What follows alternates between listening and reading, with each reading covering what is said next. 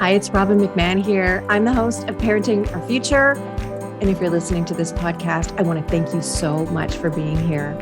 I also want you to know that I am a former angry mom. I used to yell and rage and threaten and punish my kids because I wasn't getting the cooperation or the behavior that I felt I should be getting. And I struggled for many years not knowing how to change or knowing what to do differently. It wasn't until I found the world of peaceful parenting that I learned why my kids acted the way they did, and also why I was so angry and triggered. I was able to heal my anger and leave my triggers behind so that I could focus on being the calm and confident parent I always expected myself to be. I can tell you that feeling connected to your kids is the best feeling in the world. My two boys are teenagers now, and we have a strong relationship that is rooted in deep connection. And where there is connection, there's cooperation. Parenting is the most important job we do, but it's the hardest job we do. And we do it without understanding the fundamentals of the way our kids grow and develop.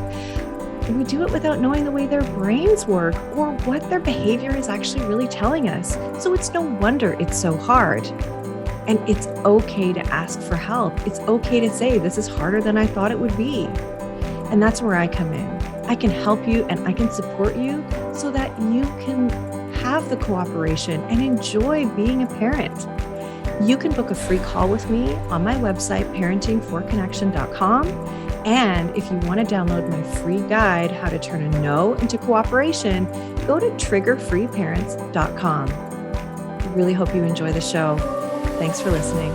Hello, everybody. Welcome back to another episode of Parenting Our Future. Okay, listen, there are so many people that I talk to who go on a vacation and it's miserable, or it is nothing like they expected. It is frustrating. They just kind of take the troubles, the frustrations that they have at home, and they just take it on the road with them. And we somehow think that there's going to be this magical change in our kids and in circumstances that if we go away and we give them a world of yes and magical experiences, that all of a sudden they're going to settle in and they're just going to love every minute of it. Well, I can tell you from my own experience, it doesn't necessarily happen that way. In fact, it just doesn't happen that way. And I am so happy to have somebody who's a travel expert here. Dawn Barclay is with me today, and she's an award-winning author, and she spent 30 plus years working in different aspects of the travel industry. And she's written a book called Traveling Different: Vacation Strategies for Parents of the Anxious, Inflexible, and Neurodiverse Kids. Sorry if I got that title slightly wrong, but we'll make sure we get it right by the end of the episode. Traveling Different is the name of the book. And I love the idea of this book because, let's face it, traveling is stressful for anybody. And when you bring kids on board, and kids who are neurodiverse, which a lot of us have, it is really tough. So welcome, Dawn. Thanks for being here. Thanks so much for having me. I really appreciate it.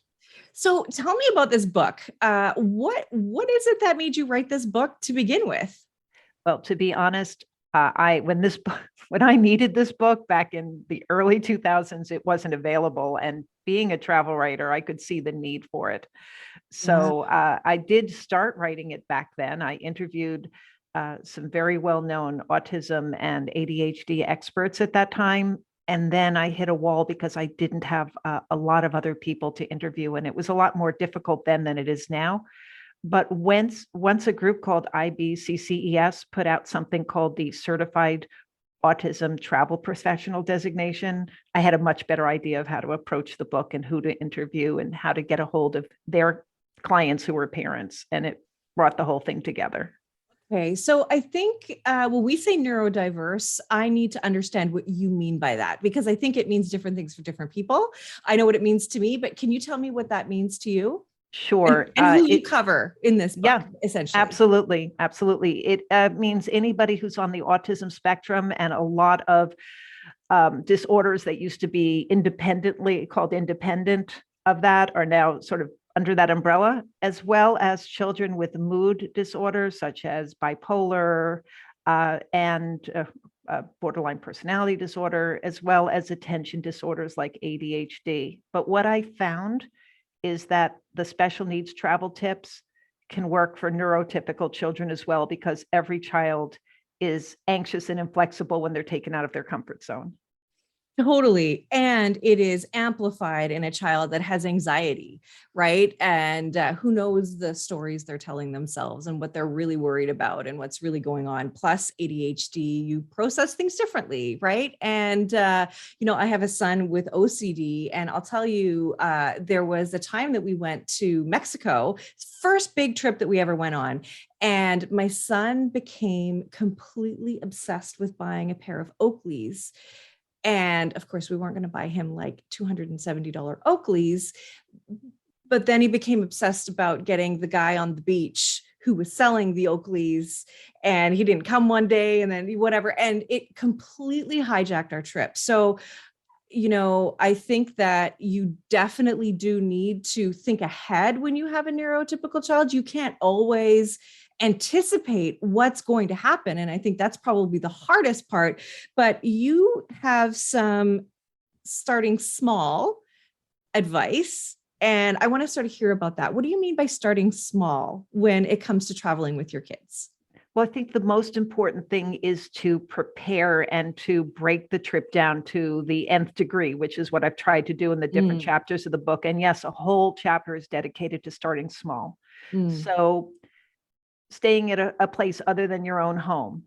There's a way to do that before you spend thousands of dollars on a hotel, and that's to go to the home of a relative or a good friend for the night, for one night, to see how the child is going to react to a room other than their own, and also to know what you're going to need to bring with you. There are some parents who find that they need to bring their own sheets and towels, or they need, or their own blankets, or their own toiletries, because of the smells might be upsetting to a child. So anything sensory, some people bring their own lamps or fans to block out sounds from the hallway. So this is for hotels. For camping, you might want to camp in your backyard for a night before you go and take off on an expensive camping trip. For airlines, there are programs like Wings for Autism where you can walk through the airport and experience every part of the trip up to boarding. And that was put on hold during COVID, but I'm hoping it's coming back. There are other airlines that you can call and they'll walk you through the airport and give you a tour. Even if you want to preview the feeling of what it's like on an airplane, have the child go in a car on a bumpy road and close their eyes, because when you think about it, it's kind of similar to what you might feel with turbulence. So these are little ways. Also, reading books, picture books, where the main characters are experiencing different parts of a trip. That's another way. And there are favorite characters who may have travel stories that you can buy and read. That's a great idea. I wish I had done at least one of those things. I did not. Because I think, like, in general, an airport is overwhelming because there's tons of people coming and going. There's lineups that are boring. There are security people that look intimidating. There's all of these different machines that you've never seen before with conveyor belts. Your bags disappear behind these curtains of, like, fabric or plastic or whatever. And it's very different. It is very different. So I love this idea. I love walking through. I love all of that and breaking it down to the little sort of minute details as much as you think you need to. Yes. And I think that this also comes with a mindset you need to have too. So, one of the things that my husband and I always sort of tell each other is, okay, no expectations. We are not going to expect that they're going to love this. We're not going to expect that they're going to hate this. We're just going to be open to what is, right? So tell me about how you would coach a parent or talk to a parent, advise a parent on how to have their mindset around going on a trip with a child who is, has those extra needs, is neurodiverse. Yeah, absolutely. And what you said earlier, how you described the airport, is exactly the type of empathy you should have for the child, because you're seeing it through their eyes. So what I suggest is to always put together a child-centric trip. And that is to break it down, figure out what's going to be most comfortable for the child. And of course, you know your child better than anyone, and you know their triggers better than anyone. You're going to pack a bag, which we call a go-to bag, which is going to have exactly what they need, which is usually electronics, which really help. It can be noise canceling headphones. Everybody recommends that. It can be dark glasses, especially if you're going to a theme park where there are bright lights. Right. There's just you'll know what your child needs. But what is my favorite part of the book is toward the end, it is a chapter that talks about how to feed into a child's passions. So many children have special interests and obsessions that they can talk about up to 16 hours a day, especially if they're on the autism spectrum. So what I did was try to think of as many of those special interests as I could and point out venues that cater to those interests. So if you have a child who loves trolley cars or elevators or anything, I mean, there were just mustard. There's a mustard museum. Yes, there's I've heard of that. dinosaurs. Yeah, dinosaurs, insects. And I break it down by state and by city. And these are places you might go to feed into those interests, because then you've built the trip around the child. Just like asking the child for their input on the trip, making sure you offer, suggest, here are your choices, but make sure you're okay with all the choices before you offer them. And ask for their help in packing. What do they want to bring? If they need to bring a lot of toys, you may consider shipping them ahead of time, because a lot of these children have a lot of things they want to bring with them. And one of the reasons some people love Amtrak is because the luggage allowances are more liberal. And it's fun for a kid. I mean, kids love trains. I know my boys they were obsessed with trains for a long time. So that's very cool. And look, you're saying child-centric trip. And I think some parents might be like, oh, everything I do is about my kids, right? And what about me? And how, what about what I want? And I want to empathize with those parents that might be thinking that, because I get that too. And there is nothing better than seeing your child happy and having fun and really enjoying things. And look, if you just want to sit on a beach and relax, maybe that's not the trip you take your kids on, and not everybody has the luxury of having care for their kids and that sort of thing. But if that's what you really need, that's just maybe not the trip for your child. So really think about that, right? Would you agree?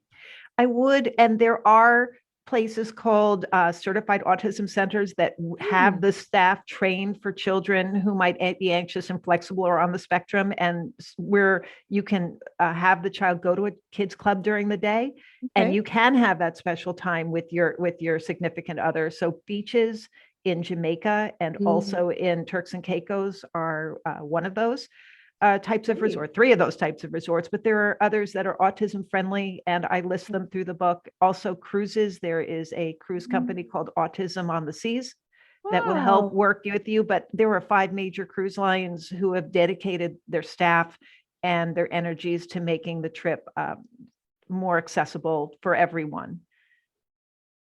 So that's really, really great. I didn't know any of that. And of course that makes so much sense. And I would guess that if you have a program that caters to kids with autism, that you would be able to handle other kids with high anxiety, like you said, mood or bipolar, different things like that. Yes. I think that's really great. You've got some really knowledgeable, caring staff to take care of your kiddos too. So that's great. That's news to me. Like I said, I didn't know any of this. I didn't even think about researching. I mean, what can I say? I just didn't know what I didn't know. I feel sort of silly saying that out loud, but it makes perfect sense. And I love that you are filling this gap and we're talking about this, because there are lots of people, and I've been to Disneyland with my kids and it was not the greatest either. And I saw those poor families that were miserable at Disneyland too, right? Taking that quick picture to post on Facebook or Instagram, and then the rest of the time is not so fun, right? Yeah, and there are a lot of theme parks that now have programs that make them more spectrum friendly, as well as friendly to kids with special needs. Use Legoland has become a certified autism center, Sesame Place. There's actually a lot at Disney that's dedicated to this. If you ask ahead of time, and again, if you work with a certified autism travel professional, they'll know how to handle everything for you and where to book you. And that's whether you're on the spectrum or not, they're highly trained. Wonderful. Where do we yeah. find those professionals? They're in my book. Well, there you go. I mean, shameless plug. Yeah, no, but you can also go to IBCCES, which is the International Board of Credentialing and Continuing Education Standards. I always get that. Always. Okay, so say that slower. IBCCES is the International Board of Credentialing and Continuing Education Standards.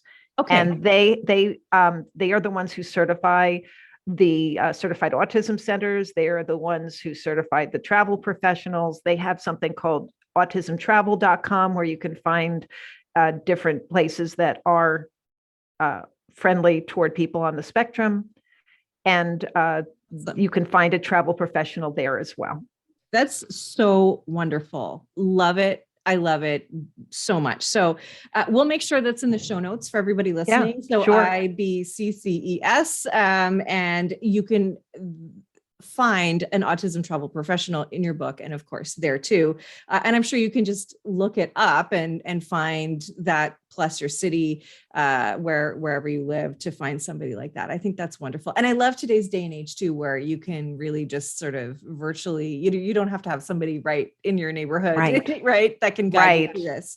Right. Okay. So you wrote this book interviewing a lot of different families, right? And yes. And what did you learn from these families? Because I'm sure they've tried and failed a lot of things, and I'm sure they've tried and succeeded at a lot of things. So I'd just love some anecdotal stories or ideas of what happened with these families that you got to talk to. Sure. So one family found that they really had to learn how to pace themselves, because life with their child was not the same as life before they had children. And so instead of trying to cram 15 things into one day, they learned they really had to cram 1 or 2 things in and go at the child's pace, because they said so many of our pictures are taken with our child on our back, our 9-year-old, carrying our 9-year-old on our back. And another family said, I mean, they learned through experience that the child had triggers like the fluorescent lights or the crowds or the humming of a fluorescent light, and they had to try to work around that. Even going from the airport to where you get your luggage, sometimes you have to take a train, like in Atlanta, you have to take. So what they found was they had to sort of say, oh, it's not going to be that long, and there's going to be a prize for you at the end. So they found different ways to incentivize the child to put up with that small period of inconvenience in order to get the larger gift. So there's one family said that they found out the hard way that Disney doesn't serve ice cream before 10 a.m. Oh my goodness. And so their child had a full meltdown at 9:10 when it was clear that this wasn't going to happen. And they had to call their travel agent, who is a CAPP, and she was able to guide them to where a quieter place was at the park where the child could decompress. There's one family, just as a final, there's one family who, when they go camping, they learned the first day has to be a decompression day, and they don't plan anything because both their neurodiverse and neurotypical child prefer it that way. Yeah. Really, really good point. Really good point. Those are great to hear. And also, I think I want to go back to what I said before. It's releasing your expectations and thinking exactly how it's going to be, which if you do that, you're going to feel disappointed if you don't get those Kodak moments. Like my kid's on my back the entire time and I'm not getting the pictures that I wanted. And that's not where you want your head to be. You want to focus on what's also true, which is we got to see the sparkle in my child's eyes because he got to see what a dinosaur really looks like up close, or could have looked like, right? There's so many beautiful moments. And so when you're focused on those things that you can't control, I think that just is a joy killer, right? Yeah, absolutely. Yeah. And so if you think ahead and prepare ahead. Hopefully you'll avoid the meltdowns and you'll be able to share those moments. And if there are things you have to do with your significant other, there are babysitters that you can hire that are familiar with special needs. And maybe the child spends a few hours in the hotel with them while you go out and enjoy yourself. Yeah. Yeah. Wow. This is so great. I feel like I have a story from every single one of the trips that we've taken with our kids. That was like, I had no idea this would be a problem. Like I had no idea. So the idea of prepping is so great. Like my kids are teenagers now. It's not like it was back then, right? You know, we've sort of lived and learned, and I wish I had this book. I really wish that I knew of you before. And so I really, really hope everybody who's listening, who, you know, again, even a neurotypical child can really thrive with this. I don't think that it's a bad idea to practice this stuff anyway, to go to the airport and just see anyway. So tell me the name of your book again. Where can people get it? Sure. It's called Traveling Different: Vacation Strategies for Parents of the Anxious, the Inflexible, and the Neurodiverse. It is available on pre-order now, and it will be out August 15th. It'll be out in hardcover, audio, and not paperback, ebook, but the ebook can't be pre-ordered until August 15th. Gotcha. Okay. And I also have a blog at travelingdifferent.com that will back up the book, because things change. And it's important. It's really important for parents to remember that just because I've written something in the book, you should still do your due diligence. I've included phone numbers and URLs for every place I've listed. Check and make sure that all the information is right, and that what they're offering for people with special needs is what your child needs. Because there are some museums, for example, that have a sensory day for children on the spectrum, but it might not be offered the day you're there. It might be one Saturday a month, and it's not the Saturday you're there. Yeah. Surprise. Yeah. That's not good. That's not good. I just want to say thank you so much. I love the idea of the blog. Well, I'll make sure to put that link in the show notes. Well, now you said when your book is out in August, and is it available at every bookstore, or is it only on Amazon, only on your website? It will be available online at Amazon, Barnes and Noble. You can order it from any bookstore, but they have to send for it. It won't be on the shelves. But what I do encourage people to do is get their libraries to order it, so that people can't afford it will be able to read it. Wonderful. That is so good. Dawn, I mean this so sincerely. You are a gift to so many parents. Thank you for taking the time to do this. Thank you for this. I think this is so valuable. And I'm going to be talking about you for a really long time, because so many people know this. And like I have said this to people until I'm blue in the face. Like, you don't want to go on another family vacation that you are miserable on, that you're going to regret, that actually causes a rift in your relationship. Because what we end up saying to ourselves is, I spent all this money on you to make you happy, or, you know, those kinds of thoughts, right? Like, my kids are so ungrateful. They don't even appreciate all the work that I did and all this kind of stuff. We don't want to be there. We want us all to enjoy. I know, because I've struggled in my parenting and I have great relationships with my boys now, that there's nothing better than all being together as a family and enjoying each other, no matter what you're doing. When everybody's happy, everybody's happy. So that is a beautiful thing. Thank you for this. Thank you for having me. I really do appreciate it. Thank you for listening to this edition of my podcast, Parenting Our Future. I'm parent coach Robin McMahon, and if you're enjoying this podcast, please share it with someone who you think might also need to hear this message. And don't forget to subscribe, and if you like my work, I would be grateful if you gave me a 5-star rating. For those of you who like my content and want more, visit me at yellingcurebook.com to get your copy of my book and to find other resources to help you. Until next time, I am wishing you and your family peace